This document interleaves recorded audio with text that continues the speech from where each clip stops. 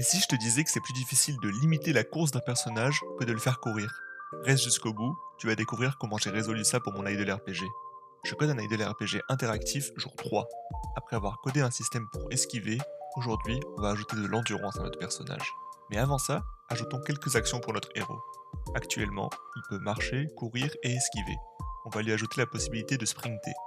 On a juste à trouver une animation, setup 2-3 trucs, et maintenant, quand je reste appuyé sur ce bouton, notre héros sprint. Mais le truc, c'est qu'il peut faire tout ça à l'infini, et on aimerait limiter ça. Donc ajoutons-lui de l'endurance. On commence par créer l'interface. Une simple barre verte suffira pour l'instant. Ensuite, il faut créer un système de stats. Si le héros a 10 d'endurance, il aura 100 points de stamina max.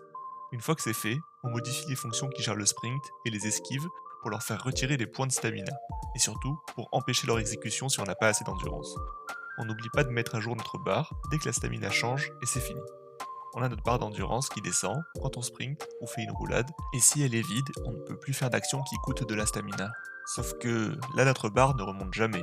Il faut aussi faire en sorte que lorsqu'on n'a pas fait d'action qui coûte de l'endurance pendant au moins quelques secondes, on regagne de la stamina.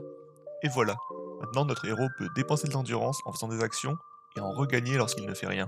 Demain, on ajoutera le saut et un système qui détecte que notre personnage est bien au sol. Donc abonne-toi pour ne pas rater ça.